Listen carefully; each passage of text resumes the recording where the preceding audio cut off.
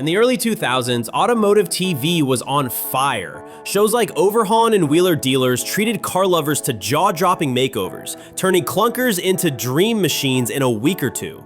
Discovery and History Channel dove in. Counting Cars spun off from Pawn Stars in 2012 and quickly amassed viewers. Fast and Loud, a tale of Gas Monkey Garage's wild projects, debuted in 2012 with skeptical execs, but it started to get ratings right away, and that led to a lot of other car shows. By the mid-2010s, the genre was booming. It felt like every channel had an automotive makeover series. American Restoration, Hell's Garage, spin-offs like Misfit Garage, and even celebrity specials. Fans couldn't get enough of the high-speed builds, the shiny reveals, and the on-screen drama. You think builds it? Sure ain't you building it. I'm building everything. I keep the crew going. I do everything around here. I move these riches. Welcome back to Tuna No Crust, the largest car TV show news on YouTube. If you're new here, make sure to hit that subscribe button and turn on notifications. Let's roll. At their peak, these programs were cable gold. Overhaulin itself ran 5 seasons on TLC, 2004 to 2008, then made a comeback on Velocity in 2012. Wheeler Dealers launched even earlier, 2003, and built a loyal following. Counting Cars premiered in 2012 and lasted 10 seasons on History. Each series felt real and fresh, 2 buddies in a garage, triumphing over deadlines and busted parts. Network exec Craig Kaufman later admitted they had no car shows on the air, before Fast and Loud proved that a restoration show could be a hit. In fact, the early success of Fast and Loud spawned dozens of new programs. For a time, cable TV was happy to ride the wave. Production budgets were decent, hosts became minor celebrities, and even muscle car magazines were filled with plug-in promotions. Fans tuned in religiously to see how Rusty Rex would transform, one after another, every week. And it wasn't just on screen where the culture thrived. Car events, shows, and meetups became the place to be. If you were into cars, there was always something happening. Swap meets, auctions, custom shows, even a chance to see these TV famous builds up close. Which, by the way, if you're planning to catch one of these events, a concert or a game, there's no reason to pay full price anymore. SeatGeek makes it ridiculously easy to find the best deals with a simple rating system. Green means go, red means no. Use code TUNA20 at checkout to get $20 off your ticket purchase of $50 or more. So next time you're heading out to see a legendary custom car or maybe catch a big game, make it smarter and cheaper. Links in the description. But back then, TV was still the main stage for automotive magic. Week after week, audiences tuned in for those shiny reveals and high-speed deadlines. But not everything was as smooth as a fresh coat of paint. As the 2010s rolled on, cracks started to show. First, viewers grew a tad skeptical. They noticed weird shortcuts, builds that normally take a year were somehow wrapped up in days, editing was clearly squeezing months of work into a tight narrative, and continuity was heavily faked.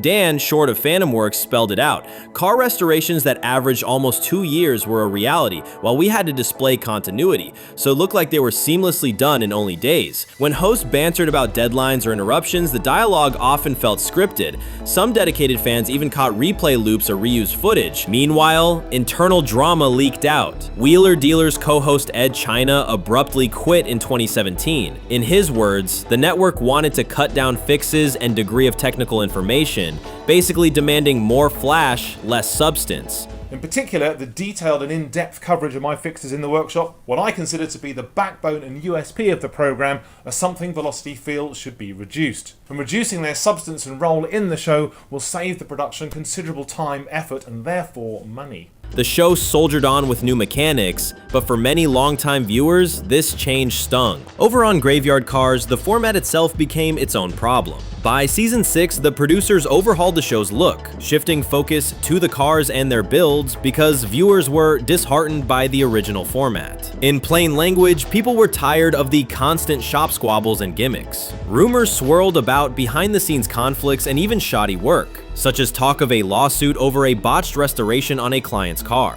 As one YouTube commenter put it, the very elements that once made these shows fun, the drama, the impossible deadlines, the magic of editing, started to wear thin. Fans began to feel cheated rather than thrilled. Ratings slowly dipped. When Overhaulin quietly announced in late 2015 that its 9th season would be its last, a mere 4-episode swan song, it was not a shock.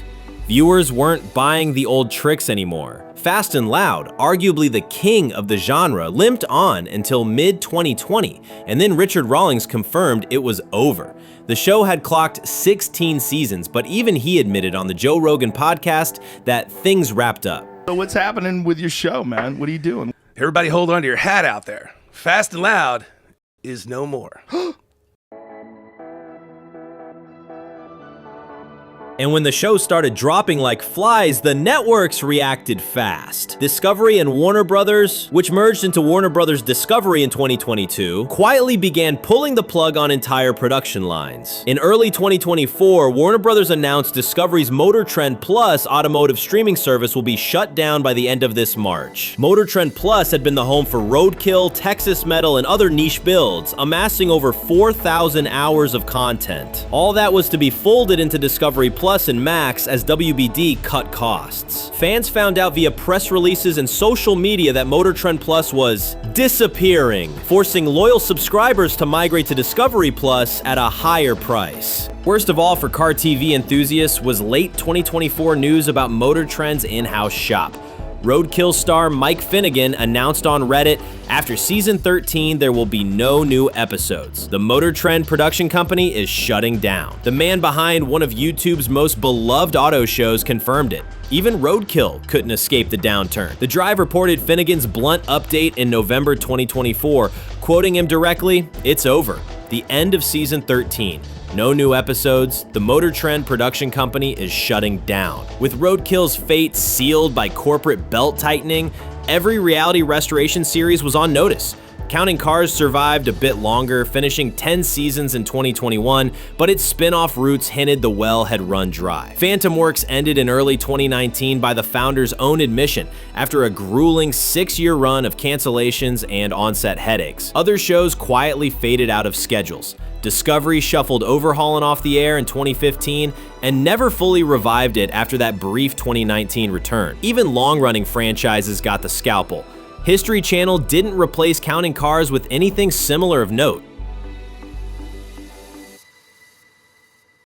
In the end, a mix of burnout and strategy killed off the genre. Viewers simply got fatigued. Networks flooded the market with so many similar car flip programs that even die-hard gearheads reached saturation point. The shameless guy yelling at old cars trope wore thin. Audiences began craving authenticity and real insight, which TV's formula could no longer deliver. As Dan Short of Phantom Works revealed, the production demands became absurd. 11 directors in 6 years, 5 to 6 day film weeks, filming into the night, all to compress years of work into one episode. That pressure not only drained crews, it led fans to question if the magic was smoke and mirrors. Executive decisions didn't help. Discovery Warner executives axed projects to trim debt, moving resources to mainstream hits or streaming experiments. The elimination of Motor Trend Plus is a case study. A once popular niche channel evaporated to cut costs. Programmers favored reality competitions and sensational shows over steady restorations. Remember when Discovery Channel aired nothing but car builds? By the 2020s, they had pivoted to survival specials and lifestyle content. Even on Motor Trend TV, familiar builds turned into recaps or best of episodes.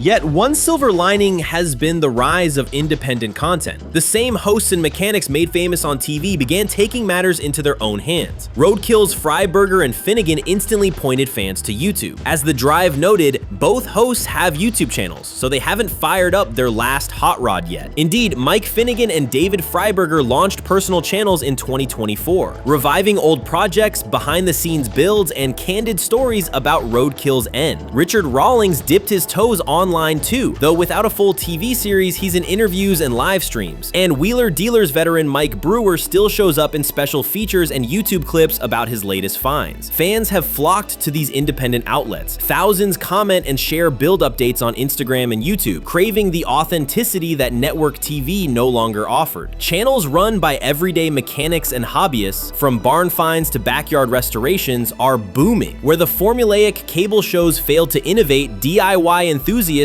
on the internet are thriving. In many ways, the spirit of those old car programs lives on in free online content, crowd-funded projects, and new community-driven series. The fall of the old guard simply handed the spotlight to a more grassroots scene.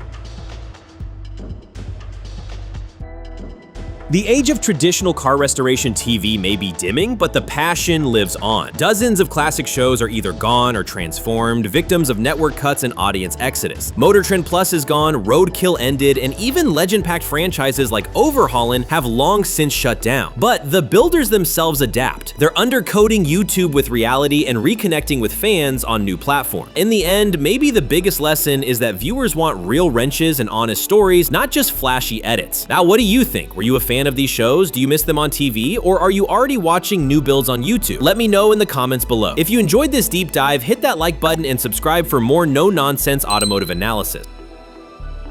Thanks for watching. Stay greasy. Tuna No Crust signing off.